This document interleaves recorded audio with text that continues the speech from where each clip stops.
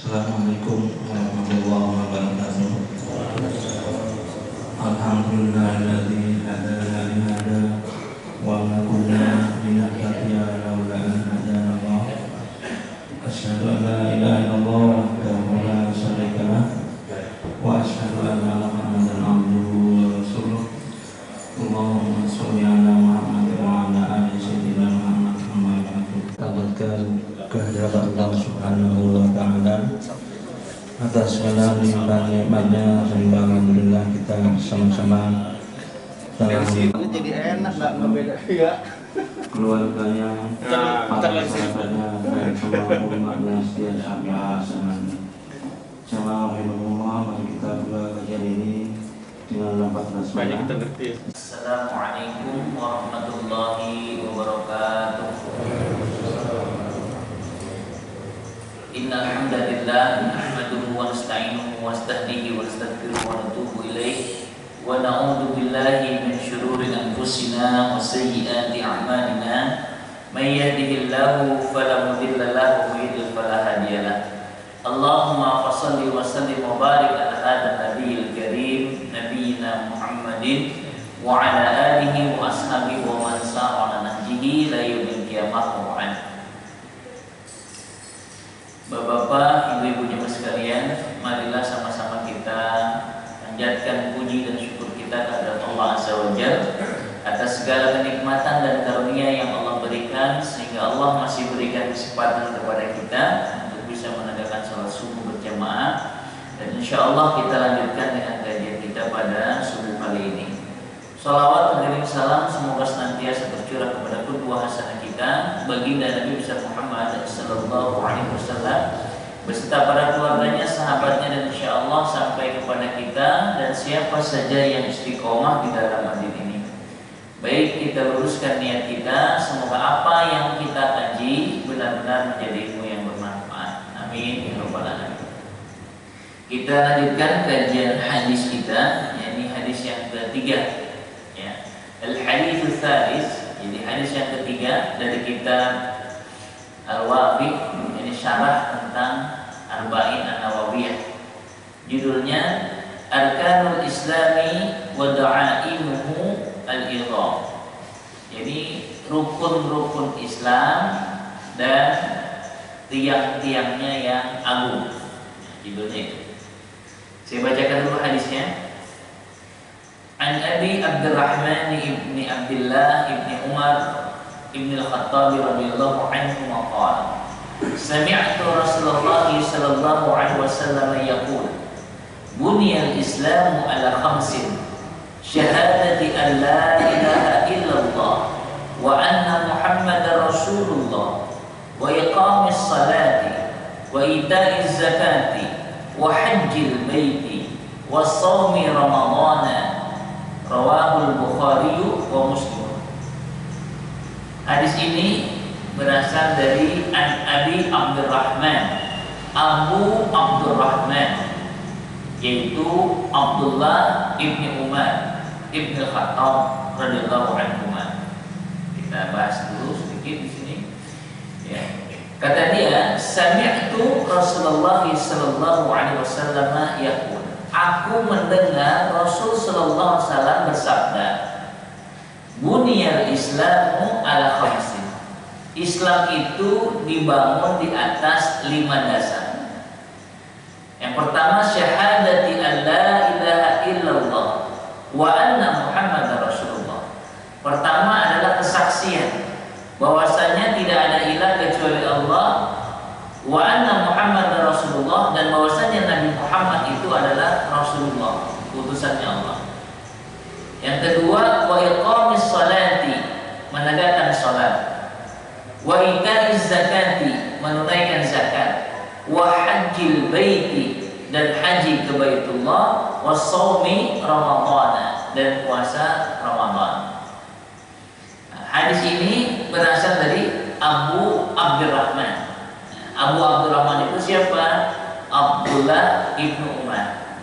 Jadi kalau disebutkan nama seseorang kadang dipanggil nama anaknya. Jadi bapaknya misalnya di sini ya, ini namanya Abdullah ibnu Umar jadi Abdullah anaknya Umar ibnu Khattab. Siapa dia? Abi Abdurrahman. Karena Abdullah ibnu Umar punya anak namanya Abdurrahman, dipanggilnya Abu Abdurrahman. Jadi antum sama anaknya yang pertama Firdaus. Nah, dipanggilnya nih Abu Firdaus. Nah, gitu. Itu namanya kunyah. Ya, jadi dipanggil bapaknya Firdaus. Nah, itu namanya. Jadi, nah di sini ada kalimat radhiyallahu anhuma. Biar belajar sedikit ya. Semoga Allah meridhoi keduanya. Ini menarik nih ya. Siapa? Imam An-Nawawi. Hadis pertama itu kan dari pertama an Umar radhiyallahu anhu. Jadi hadis pertama itu an Abi Hafsin Umar bin Khattab, dari Abu Hafsin Umar bin Khattab radhiyallahu anhu. Hadis yang pertama kita bahas, kedua kita bahas itu dari Umar bin Khattab radhiyallahu anhu. Kenapa cuma radhiyallahu anhu? Karena bapaknya Al-Khattab enggak muslim. Ya, karena bapaknya enggak muslim. Al-Khattab itu jahat banget sama Umar. Dia lebih sayang otaknya ketimbang Umar. Jadi kalau Umar suruh jaga otaknya, kalau otaknya hilang, nah Umar dimarahin. Nah, Umar ibnu Khattab punya anak namanya Abdullah ibnu Umar ibnu Khattab. Nah itu disebutkan radhiyallahu anhu. Semoga Allah meridhoi keduanya. Padahal satu orang. Kenapa? Karena ayahnya Umar ibnu Khattab itu sahabat, Abdullah ibnu Umar ini juga sahabat. Nah, sehingga disebutkan semoga Allah meridhoi keduanya. Ini Abdullah ibnu Umar berikut Umar ibnu Khattab. Ya, ini biar belajar. Kalau nggak paham, kok ini satu orang tapi disebutnya radhiyallahu anhu karena bapaknya Islam. Seperti nanti Abdullah ibn Abbas, ya. Abbas itu pamannya Nabi, dia beriman, maka radhiyallahu anhu. Ketika nyebut anaknya, an Abdullah ibn Abbas, dari Abdullah bin Abbas radhiyallahu anhu. Ini dua orang nama Abdullah, Abdullah bin Abbas, Abdullah bin Umar. Ada lagi Abdullah bin Amr bin As, ada lagi jadi 4 Abdullah itu semuanya luar biasa. Termasuk di sini Abdullah bin Umar. Baik, kita lanjut ke sini. Nah, hadis ini kata Abdullah bin Umar, sami'tu, aku mendengar Rasulullah sallallahu alaihi wasallam yang bersabda. Jadi kalau ada hadis, aku mendengar Rasulullah, ini berarti dia dengar langsung dari Nabi. Jadi yang meriwayatkan hadis ini Abdullah bin Umar dengar langsung, dan ini kuat. Jadi dengarnya nggak dari sahabat yang lain, enggak. Abdullah bin Umar dengarnya dari Rasulullah. Ini termasuk derajat hadis yang paling tinggi tingkatannya. Ya. Karena dalam belajar hadis itu syaratnya ada yang dibedakan. Termasuk Imam Al-Bukhari dengan Imam Muslim itu ada sedikit perbedaan di dalam penentuan kesahihan sebuah hadis. Ya, kalau Imam Al-Bukhari dia harus ada di tempat itu, karena bisa jadi hari ini ikut kajian saya, mungkin minggu besok nggak ikut kajian saya. Nah, dia dengar hadis itu, perkataan itu bukan dari saya langsung, tapi dari temannya. Nah, kalau Imam Al-Bukhari harus dalam satu majlis. Nah, bisa jadi hari ini hadir, besok nggak hadir. Nah, maka disinilah menentukan derajat kekuatan hadis. Baik. Apa kata Nabi? Buniyal Islamu ala khamsin. Ya, Islam itu dibangun atas 5 dasar. Jadi Nabi menggambarkan Islam itu dengan sebuah bangunan, bahwa yang namanya Islam itu terdiri dari 5 fondasi, 5 hal dasar yang harus dimiliki oleh seorang muslim. Ini kan kalau ditanya seakan-akan kan sama aja dengan hadis yang kedua. Hadis kedua juga sudah dibahas. Ketika sahabat tanya, akhbirni anil Islam, beritahukan aku ya Rasulullah apa itu Islam. Jawabannya sama, syahadat kepada Allah, menegakkan sholat, menunaikan zakat, puasa Ramadan, kemudian haji. Nah, di sini ditegaskan lagi, ini seakan-akan ya Imam An-Nawawi ingin mengatakan ini dibahas secara lebih khusus lagi. Kenapa? Digambarkan dengan bangunan. Jadi Islam itu dibangun atas 5 dasar atau 5 hal. Apa? Yang pertama, syahadati an la ilaha illallah. Syahadat, apa syahadat itu? persaksian, bersaksi bahwasanya tidak ada ilah kecuali Allah, tidak ada Tuhan kecuali Allah. Ini ditegaskan, ini namanya tauhid, dan ini menjadi dasar untuk keyakinan-keyakinan berikutnya. Jadi yang pertama tentang syahadat kepada Allah Subhanahu wa taala.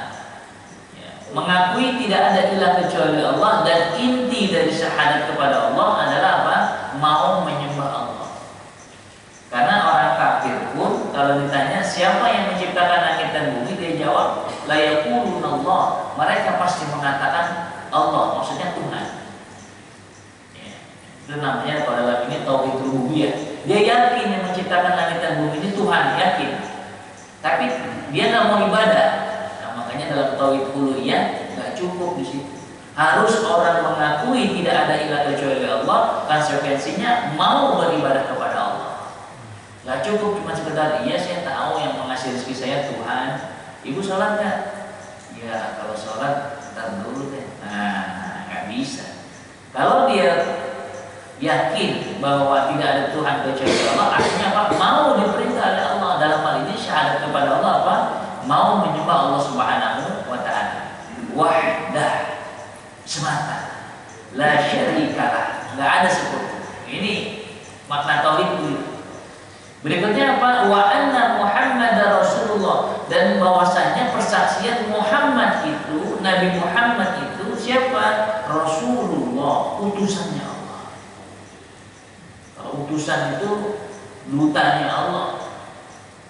Kalau ada orang misalkan ini duta Indonesia untuk apa? Wah, itu kan berarti orang pilihan, ya, pasukan penjaga keamanan PBB dari Indonesia. Yang dipilih siapa? Orang pilihan. Nggak sembarangan, nggak semua pasukannya dikirim. Nah ini namanya Rasulullah itu utusannya Allah, pesuruhnya Allah. Maka berarti apa? Dia pilihan Allah. Makanya disebut dengan Al-Mustafa, orang yang dipilih oleh Allah. Ya, jadi Mustafa itu yang dipilih oleh Allah. Apa konsekuensi dari syahadat kepada Rasulullah? Wa anna Muhammad Rasulullah, maknanya apa? Ittiba'ur Rasul. Jadi syahadat kepada Rasulullah, mengakui bahwa Nabi Muhammad itu utusan Allah, konsekuensinya apa? Mau mengikuti apa yang datang dari Nabi. Itu konsekuensinya. Kenapa orang Yahudi, orang Nasrani nggak beriman kepada Rasulullah? Nah, dia tahu itu Rasul terakhir, akan tetapi dia nggak mau beriman. Maka dia dalam hal ini tidak mau mengikuti Rasul SAW. Alasannya apa? Faktor kedengkian. Ini hati-hati ya. Dengki itu penyakit yang dahsyat, bahaya. Orang dengki itu bisa jadi ya, karena menginginkan jabatan dia nggak dapat jabatan, dengki, bikin fitnah. Ya, ini awalnya dengki ini semuanya. Ya, jadi kalau kedengkian itu luar biasa ya. Iblis nggak suka sama Adam, faktor kedengkian, karena merasa lebih baik. Saya itu lebih baik daripada Adam. Saya dari api, Adam dari tanah. Unsur api lebih baik dari unsur tanah. Nah, ini faktor kedengkian. Jadi kalau orang dengki itu biasanya apa? Menganggap dirinya lebih hebat daripada yang lain, dan bahaya dengki. Ya. Maka disebutkan di sini. Ya, jadi syahadat kepada Rasulullah, mengakui Rasul sebagai apa? Nabi Muhammad sebagai Rasulnya, kemudian ittiba'ur Rasul, mengikuti Rasul SAW. Apa saja yang diperintahkan maka diambil, apa saja yang dilarang maka tinggalkan. Ya. Terus yang kedua apa unsurnya? Wa iqamis shalah, menegakkan salat. Ya, menegakkan salat dalam hal ini kalimatnya iqamah. Iqamah itu berarti bukan sekedar apa? Fa'ala. Kalau fa'ala melaksanakan, akan tetapi di sini iqamis shalah, menegakkan salat. Salatnya tegak. Kalau ada bangunan itu mungkin miring gitu ya, ini kita bilang nggak mantap, nggak tegak. Ada yang kurang, maka sholat itu harusnya iqamis sholat, tegakkan sholat. Maka menegakkan sholat itu apa? Nah, disebutkan nanti kalau Imam Al-Ghazali menyebutkan sholat itu akan tegak apabila seluruh rukun-rukunnya. Mazhab Syafi'i rukun sholat 13. Ya, rukunnya tegak. Kemudian sunnah-sunnahnya tegak, sunnah-sunnah sholat, ya. Di antaranya membaca amin, itu sunnah. Ya. Yang Nabi mengatakan wa man wafaqa ta'minahu taminal malaikah ghufira lahu ma taqaddama min dhanbi. Siapa yang aminnya berbarengan dengan aminnya malaikat akan diampuni dosa-dosanya yang telah lalu. Baru amin, ya. Baru amin aja jadi diampuni dosanya yang telah lalu. Siratal ladzina an'amta 'alaihim ghairil maghdubi 'alaihim waladdallin. Amin. Bareng aminnya sama malaikat diampuni dosa-dosanya yang telah. Nah, itu baru subuh. Subuh berapa kali? 2 kali amin diampuni dosanya. Yang bisa itu apa? Subuh, maghrib, isya, salat Jumat. Dan di situ letaknya kalau bisa jangan telat. Kalau telat nanti nggak dapat amin bareng imam nanti. Ya, ini maknanya. Ya, ini harus tegak. Jadi rukunnya tegak, sunnah-sunnahnya tegak, adab zahir, pakaiannya, tempat sholatnya, adab zahir. Terus adab batin. Adab batin itu maksudnya khusyuk dalam sholat. Maka itu baru sholatnya sempurna. Kalau nggak gitu kurang sempurna. Baik, berikutnya apa? Wa itaiz zakah, yang ketiga, menunaikan zakat. Ini apabila memiliki harta yang sudah kena nisab, batas minimal harus dikeluarkan, dan haul, dan umurnya sudah 1 tahun, maka wajib dikeluarkan. Wa hajjil baiti. Nah, yang keempat itu adalah berhaji ke Baitullah, menuju Baitullah. Ini rukun, ini harus tegak semua. Wasaumi Ramadan. Nah, yang kelima puasa Ramadan. Maka ini juga harus tegak. Kalau itu tegak pada diri seorang muslim, insya Allah Islam ini akan tegak. Tapi ketika yang 5 ini tidak tegak pada diri seorang muslim, nah, maka bangunan Islam ini nggak sempurna pada diri seseorang. Ya, orang muslim tapi nggak sholat, orang muslim tapi nggak puasa, gimana mau tegak? Baik ya. Nah, hadis ini diriwayatkan oleh Al-Bukhari dan Muslim. Itu gambaran global dari hadis ini. Mari kita kaji secara mendalam, ya. Yakni terkait dengan fiqhul hadis wa ma yurshidu ilaihi. Apa kandungan hadis ini dan apa yang diinginkan dari hadis ini? Yang pertama, binaul islami. Ya. Jadi dalam hadis ini, ya, Nabi menggambarkan bahwa bangunan Islam itu, jadi digambarkan Islam itu seperti bangunan. Yang namanya bangunan, kita kalau misalnya ada orang bangun rumah katakanlah, tapi rumahnya belum jadi, kita nggak bisa sebut dia rumah karena belum sempurna rumah itu. Ya. Katakanlah baru ada apa? Baru fondasinya. Ini mau dibangun rumah, iya, baru apa? Baru fondasinya doang, belum. Ya. Nah, nanti harus ada tiang-tiangnya, ada dindingnya. Dindingnya udah ada, atapnya belum jadi itu bangunan. Harus ada atapnya. Nah, baru dikatakan lengkap nanti rumahnya. Nah, Nabi menggambarkan Islam itu dengan binaul Islami, bangunan Islam. Ya. Di sini disebutkan hadis yang agung ini menggambarkan tentang bahwa Islam itu diibaratkan seperti bangunan, dan Nabi menyebutkan itu. Ya. Nabi menyebutkan bahwa Islam itu seperti bangunan. Apa itu? Nah, tadi diantaranya disebutkan yang pertama syahadatul alla ilaha illallah wa anna muhammadar rasulullah. Syahadat, persaksian. Kalau bersaksi berarti apa? Meyakini. Bapak hadir waktu pertemuan itu, hadir. Bapak melihat kejadian itu, melihat. Berani bersaksi, berani, karena saya lihat. Nah, itu namanya persaksian. Jadi ada ilmu. Untuk menyaksikan itu ada ilmu. Dalam hal ini ada pengetahuan yang dia lihat, ada pengetahuan yang dia dengar. Itu namanya kesaksian. Wa makna, jadi makna persaksian di sini apa? al-iqraru biwujudillahi ta'ala wa wahdaniyatihi. Jadi yang disebut syahadat di sini, kesaksian di sini adalah mengikrarkan tentang keberadaan Allah Subhanahu wa taala dan keesaannya. Jadi bersaksi tentang keberadaan Allah, wujudnya Allah, dan juga bersaksi tentang keesaannya. Karena ada orang nanti bisa jadi dia bersaksi kepada Allah, tapi terkait dengan keesaannya, ada orang yang masih minta sama selain Allah, gitu ya. Makanya sebutnya la syarika lahu, tidak ada sekutu baginya.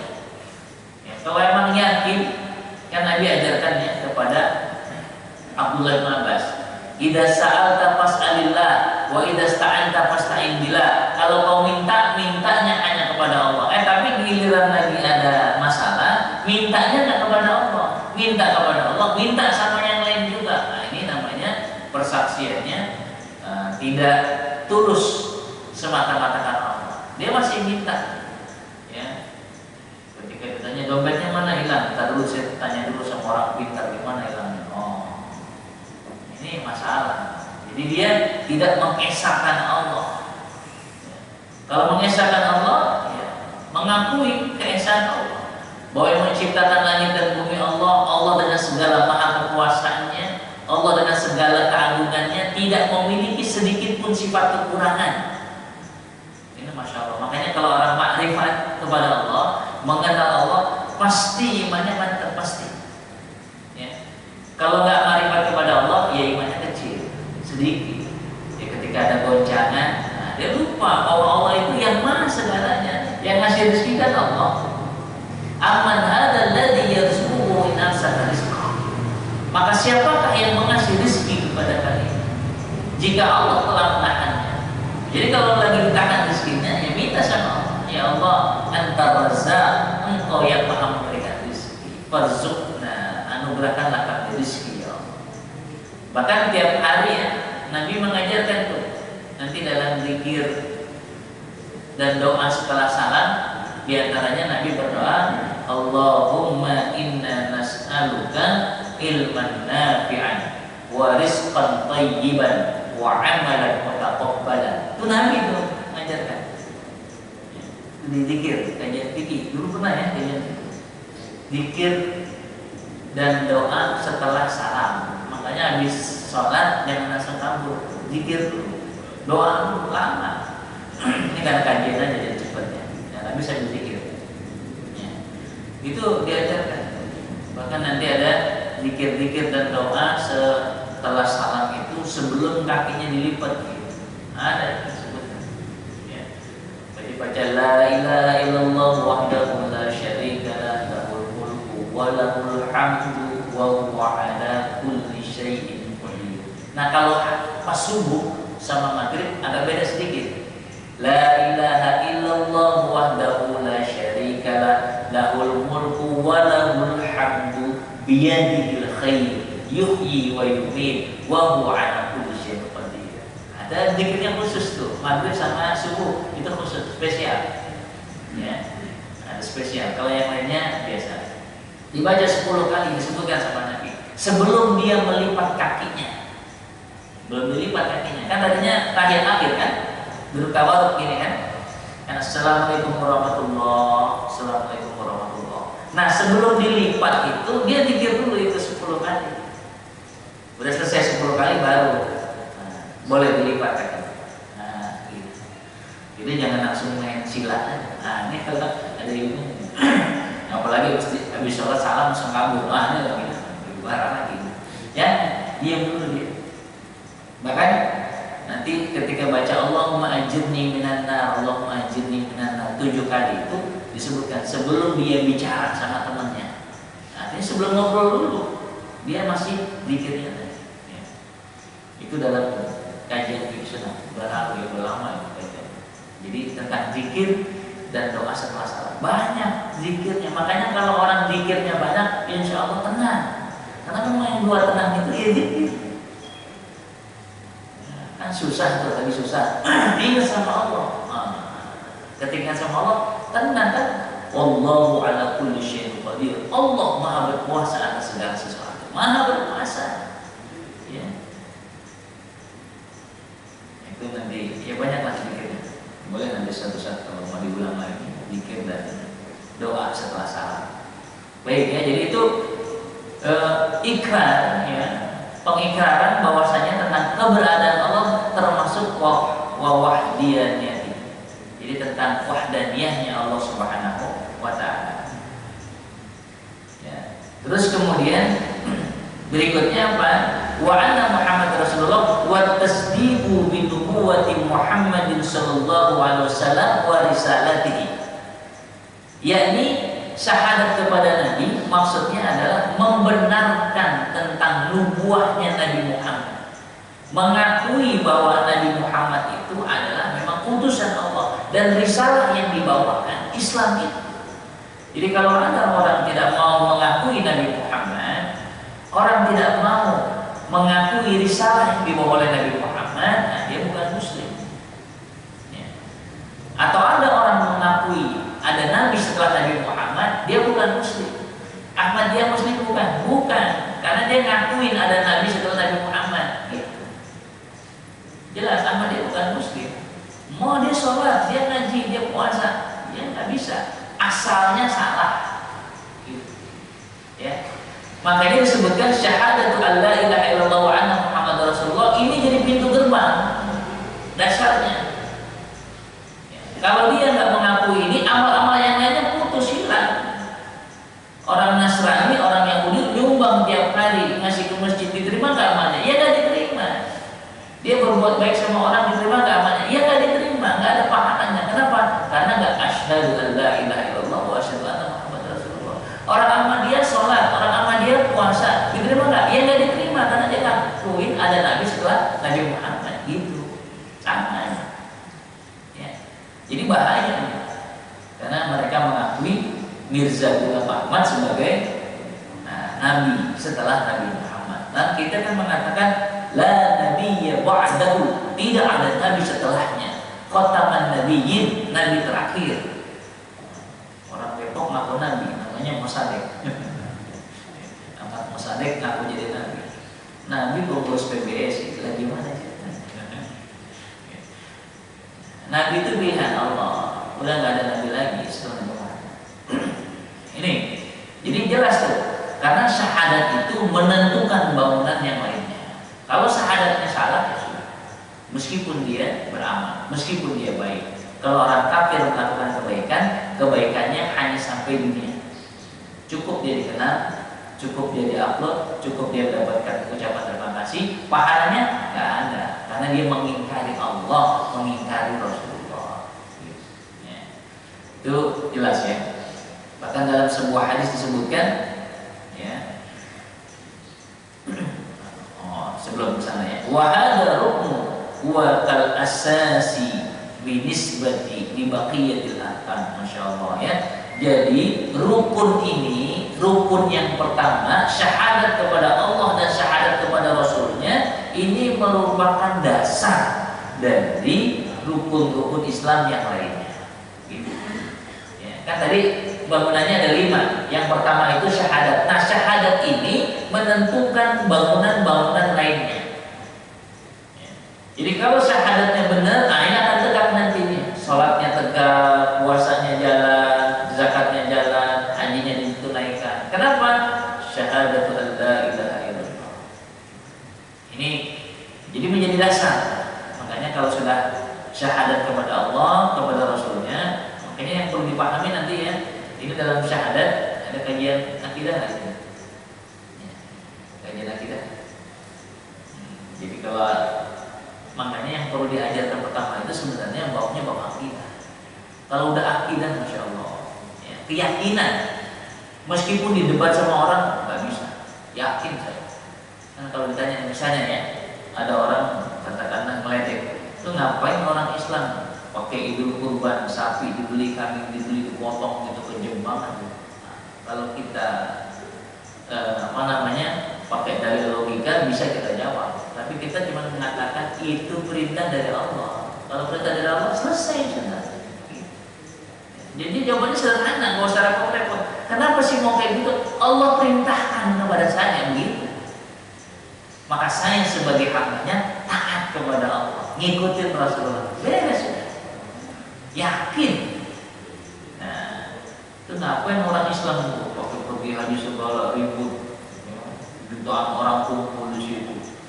Nah, begitu pakai bajunya baju putih lagi, kenapa nggak yang lain? Macam-macam. Terus ngapain yang lempar-lempar batu? Apaan tuh? Terus ada kotak hitam dikeliling-kelilingin. Nah, dia pakai logika. Kita katakan Allah perintahkan saya. Maka ketika Allah perintahkan, nggak ada yang bisa ngalahin. Begitu. Ya, ini namanya akidah, yakin sama Allah Subhanahu Wa Taala. Nah, cuma tadi saya katakan kita kadang kurang yakin ya. Ada orang kurang yakin. Kenapa kurang yakin? Kurang makrifat, kurang kenal. Coba kenal sama Allah. Insya Allah. Allah itu apa? Misalnya disebutkan namanya Allah menunjukkan sifatnya. Ini kajian ya, kajian akidah begitu. Jadi namanya Allah menunjukkan sifatnya. Katakan apa? Allah Ar-Rahman, Allah yang Maha Pemurah, murah banget Allah. Ngasih. Orang kafir aja dikasih. Orang nggak sholat dikasih duit nggak? Kasih. Orang maksiat sama Allah dikasih sehat. Orang yang berani sama Nabi, tentang sama Allah masih dikasih hidup. Itu Ar-Rahman.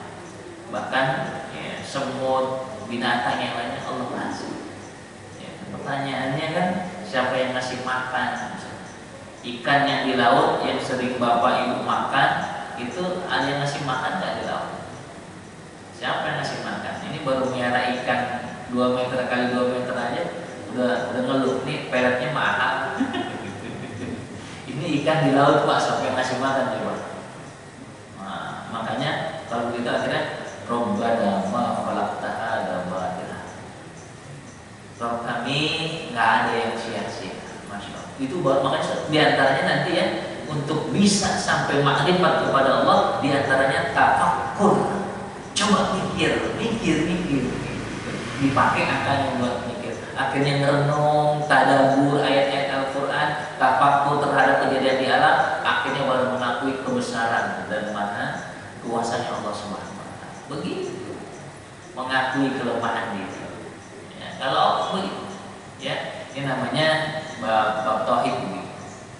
Jadi semakin makrifat. Nabi itu makrifat kepada Allah. Nabi sudah melihat surga, Nabi sudah melihat neraka. Makanya kata Nabi, sekiranya kalian mengetahui apa yang aku ketahui, maka pasti kalian akan banyak menangis dan sedikit ketawa. Cuman karena kita kurang makrifat sama neraka, masih ketawa-tawa aja. Dibilang baca Yasin, ayat-ayat Al-Quran terkait dengan azab masih ketawa, nggak ngerti gitu. Ya. Padahal kalau ini masya Allah, ya, lau kunna nasma'u aw naqilu ma kunna fi ashabis sa'id, kata Allah. Sekiranya kami dulu di dunia mau mendengar, kami mau berpikir, pasti kami nggak bakal ada di neraka sa'id. Pasti. Ya, cuman ya kajian-kajiannya lewat, ceramahnya lewat, sholat Jumat juga jarang gitu. Lewat semua. Nah, pas sudah masuk neraka baru nyesel. Udah terlambat. Ya, jangan sampai neraka. Waktu sakratul maut aja udah terlambat. Ya, taubatnya udah terlambat. Ya, udah terlambat. Udah sampai sini napasnya. Selamat. Nah, makanya apa? Tafakkur. Merenung ya Allah. Allah baik banget ya. Kita dikasih ini, dikasih hidup, dikasih sehat, dikasih bernapas, masya Allah. Ya, akhirnya merenung lagi. Nah, itu namanya makrifat. Nanti ada beberapa cara makrifat. Ya, selain ada nas, juga diantaranya tafakkur. Baik ya, terus. Jadi syahadat ini menjadi dasar dari rukun-rukun yang lainnya. Bahkan saking ininya Nabi mengatakan dalam sebuah hadis, man qala la ilaha illallah mukhlishan, masyaallah. Kata Nabi, siapa yang mengucapkan la ilaha illallah tiada ilah kecuali Allah, mukhlishan, dengan tulus ikhlas, ya, dakhala al-jannah, dia masuk surga. Nah, ini diantaranya ya. Ini hadis sahih akhrajahu al-Bazzar, hadisnya sahih, dikeluarkan oleh al-Bazzar. Jadi siapa yang mengucapkan la ilaha illallah tulus ikhlas, dia paham betul, dia ikhlas mengucapkan itu, nggak ada paksaan, nggak ada tekanan, dakhala al-jannah, dia masuk surga, insyaallah, dengan kalimat itu. Makanya Nabi sedih saat pamannya Abu Thalib yang membela Nabi, ya, di akhir kehidupannya nggak mampu mengucapkan la ilaha illallah. Kata Nabi kan, ya ammi, wahai paman, kul, katakan la ilaha illallah, ucapan la ilaha illallah, maka nanti aku akan bersaksi di hadapan Allah tentang ucapan itu. Tapi Abu Thalib nggak bisa mengucapkan la ilaha illallah, akhirnya mati dalam kemusyrikan. Sedih Nabi. Turun ayat, innaka la tahdi man ahbabta walakin Allah yahdi man yasha. Sesungguhnya engkau Nabi tidak bisa memberikan hidayah kepada orang yang engkau cintai, akan tetapi Allah lah yang memberikan hidayah kepada siapa yang Allah kehendaki. Mahal hidayah ini. Mahal. Ya, sebulan lalu mungkin ya, ada jamaah saya, WA saya, Ustaz, ini saya punya tetangga laki-laki, dia nikah sama perempuan non-muslim, sekarang akhirnya pindah agama. Apa yang harus kami lakukan? Hidayah mahal. Bapak didik anaknya sampai besar, pas besar jatuh cinta sama perempuan non-muslim, akhirnya nikah sama perempuan non-muslim, hilang hidayah. Mahal. Nabi aja minta kepada Allah agar apa? Pamannya itu bisa masuk Islam, mampu mengucapkan la ilaha illallah. Tapi di akhir kehidupannya nggak bisa. Sedih. Apa yang harus kami lakukan? Ya, saya bilang ya diajak ngobrol aja dulu. Masalahnya apa? Masalahnya di perempuannya, apa di pemahamannya? Kalau di perempuannya, saya bilang, kalau di perempuannya, ya udah cari aja perempuan yang lebih cantik dari perempuan itu. Mau perempuan mana lo? Nih, gue nikahin. Gitu. Selesai kan? Tapi lo masuk Islam, balik lagi. Tapi kalau udah pemahaman, ini berat. Udah keyakinan, udah yakin. Kita nggak bisa bilang itu orang kafir, orang non muslim itu bakal masuk neraka begini-begini. Ya dia yakin, kita nggak bisa. Gitu. Jadi susah kalau jadi yakin. Nah, makanya di sini yang harus menjadi catatannya adalah bagaimana mampu menjaga kalimat la ilaha illallah sampai akhir kehidupan. Baik, mungkin sementara masih poin pertama ya dari arkanul Islam. Kalau ada diskusi, tanya jawab, saya persilakan. Pada Bapak yang ingin bertanya sesuatu.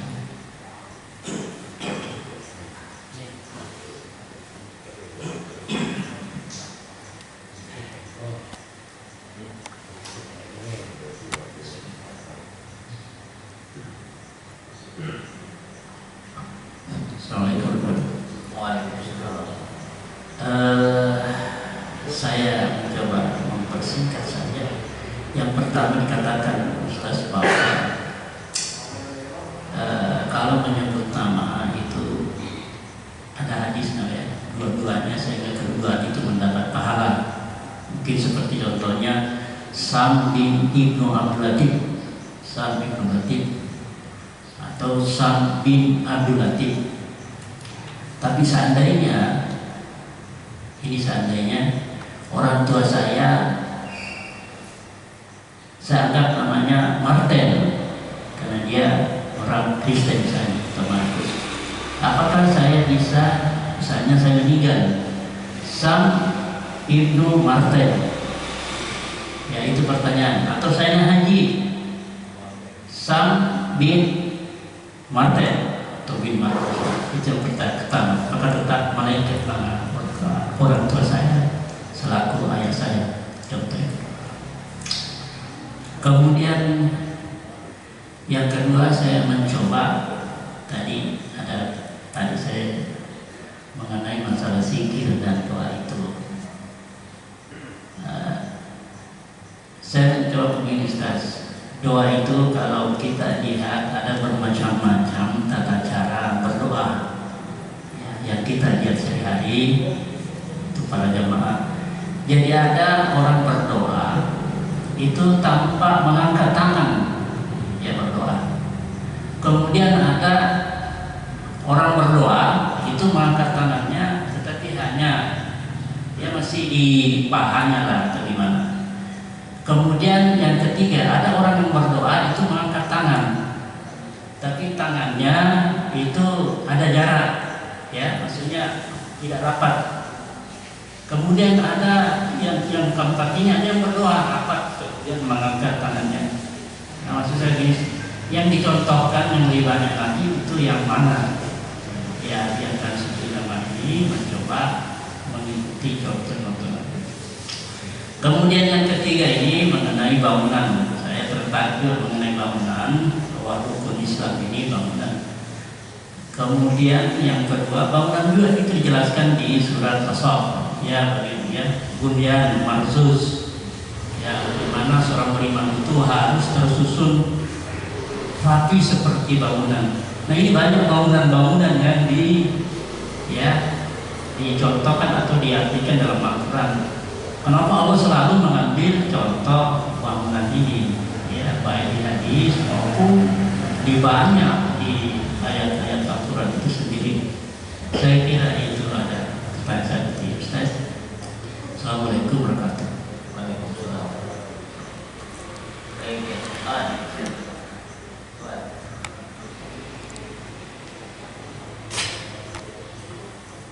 Assalamualaikum Ustaz. Waalaikumsalam. Barangkali saya ada 3 ya, tapi nanti kalau bisa dijawab. Pertama, Ustaz menyatakan bahwa Allah akan memberi sesuatu kepada yang Dia kehendaki kan, Ustaz. Pertanyaannya adalah bagaimana menjadi orang yang dikehendaki Allah? Karena kita jadi takut nih, apakah kita menjadi orang yang dikehendaki atau tidak? Karena ini goib, kita tidak tahu. Kedua, anak itu berdasarkan orang tuanya yang menjadikan dia Nasrani, Majusi. Bagaimana menghubungkan antara kehendak Allah dengan menjadikan anak ini Islam, Majusi atau Nasrani? Nah ini. Terus yang ketiga, sifat Allah itu ada berapa? Karena saya dengar yang 20, saya tahu 99 atau 100 itu. Sementara itu aja Ustaz. Assalamualaikum. Baik, ini banyak pertanyaan. Jawab dulu ya. Kalau nama kita ya bin bapak kita, siapapun bapak kita, gitu. Kayak tadi Umar ibnul Khattab, Umar putranya Al-Khattab. Al-Khattab ini musyrik, ya. Jadi kalau misalnya tadi ada Ahmad bin Markus, ya udah karena Markus katakanlah Nasrani ya sudah Ahmad bin Markus sudah namanya. Jadi nggak bisa dirubah, ya. Biarkan dia dengan ininya, dengan sebutannya.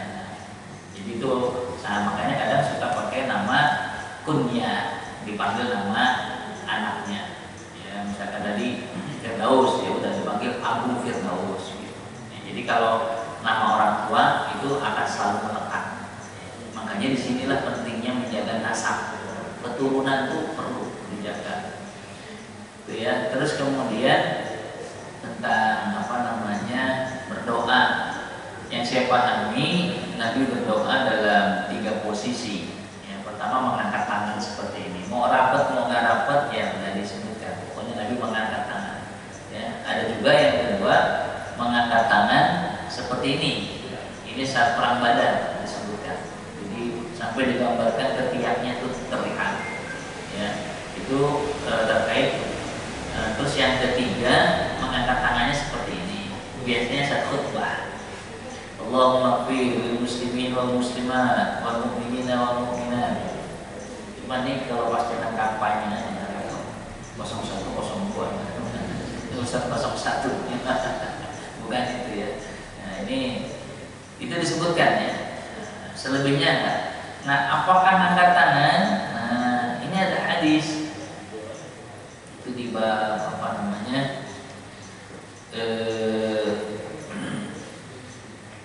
bab tentang adab mengangkat tangan diantaranya, karena hadis itu menyebutkan ya muddu yadaihi ila sama, orang itu mengangkat kedua tangannya ke langit.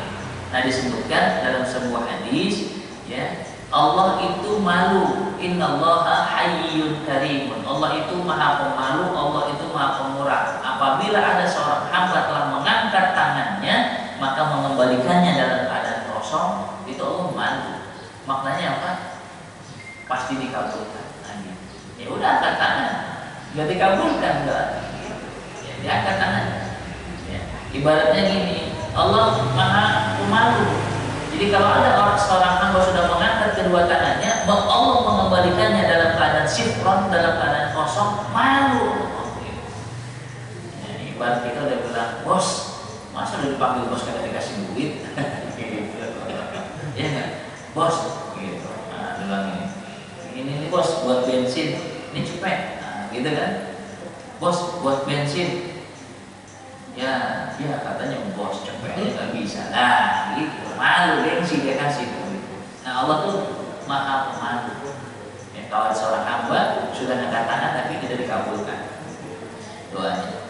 Nah, itu yang saya pahami. Terus kemudian tentang bangunan, ya memang disebutkan ya bangunan. Bahkan Nabi menyebutkan diantaranya diantaranya bangunan tiangnya adalah sholat, kemudian sanasimuhu puncaknya, atapnya itu adalah jihad fisabilillah. Itu bangunan Islam. Makanya jihad itu menjadi bangunan dari Islam itu sendiri, nggak tegak nanti bangunan Islam. Itu gambaran tentang bangunan ya. Wallahu a'lam bishawab. Pertanyaan kedua tentang bagaimana memahami kehendak Allah, ya sudah. Jadi kita lakukan sebagaimana yang diperintah. Kerjakan saja sampai Allah mencintai kita. Nah, kalau Allah sudah mencintai kita, ini jadi makomnya makom wali nanti. Ya, itu nanti di pembahasan hadis terakhir. Maka disebutkan kalau Allah sudah mencintai seorang hamba, ya, maka pertama Allah panggil Jibril. Jibril, sini. Aku udah cinta nih sama si fulan. Maka cintai oleh si fulan ini. Nanti Jibril panggil malaikat yang lain. Malaikat, sesungguhnya Allah mencintai si fulan. Aku udah cinta sama si fulan. Maka cintai oleh kalian si fulan. Alam malaikat mencintai si fulan ini, si hamba tadi. Maka kemudian malaikat itu ngasih tahu penduduk bumi. Nah, ngasih tahunya gimana? Nah, itu caranya malaikat. Ya. Nanti kalau malaikatnya pada ngomong repot juga gitu.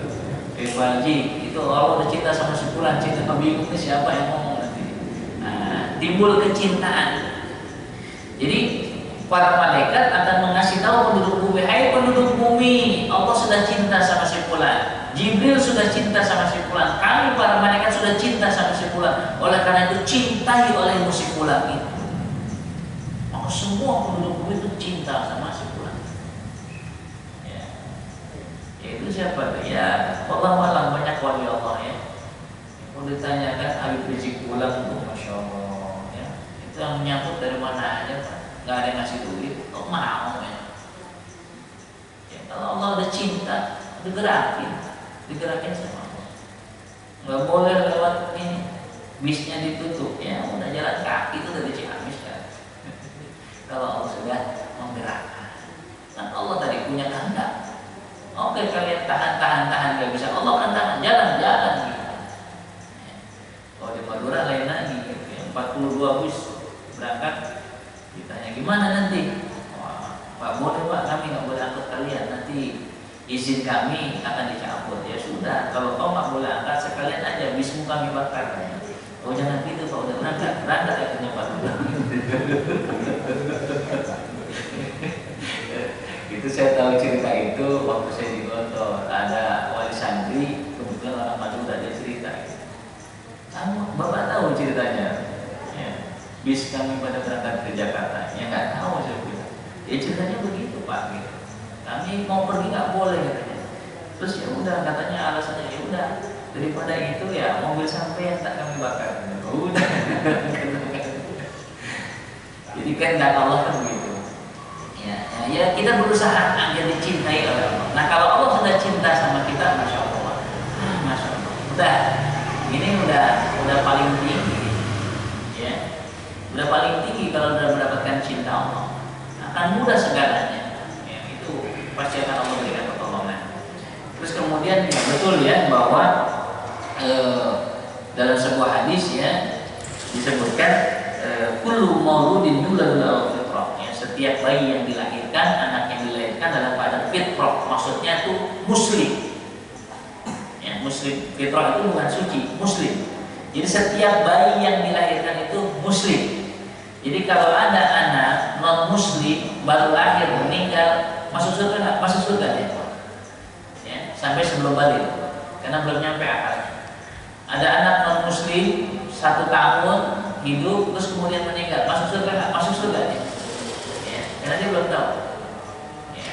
Nah kalau sudah 15 tahun, sudah ada pengetahuan, dia masih ikut agama bapaknya, agama ibunya yang non muslim, baru masuk neraka kalau sampai meninggal. Nah jadi setiap bayi yang baru lahir itu muslim, bapaknya menjadikan Yahudi, Nasrani atau Majusi. Kan kalau bapaknya non muslim, ya kemungkinan anaknya non muslim sampai nanti datang hidayah dari Allah. Ya. Begitupun juga nanti kalau mungkin anak muslim, tadi karena kasus wanita, karena kasus pekerjaan, bisa jadi dia pindah agamanya, bisa jadi. Makanya Nabi mengatakan banyak-banyak berdoa, ya muqallibal qulub tsabbit qalbi ala dinik. Itu yang disuruh sama Nabi. Wahai zat yang maha bolak-balikan hati, tetapkan hati ini dalam agama. Ya, kita nggak tahu akhir kehidupannya. Nah kalau anaknya udah cinta dari sama perempuannya gimana? Bapaknya kalah, nikah nggak dia? Nah kewajiban kita yang ingetin, dakwahin terus, dijaga. Ya, wala tamutunna illa wa antum muslimun. Jangan kamu mati kecuali dalam keadaan muslim. Ya, itu harusnya begitu. Tanamkan akidah. Agama itu tidak sama. Tanamkan. Nah, ini khawatir tadi kalau pemahaman, saya khawatirnya ada pemahaman yang masuk bahwa semua agama itu baik, semua agama itu benar. Ya, itu paham pluralisme namanya. Kita mengakui pluralitas, semua ada agama-agama yang berbeda kita akui. Ada Hindu, ada Buddha, ada Kristen, ada Katolik, kita akui. Tapi kalau semua agama sama, enggak.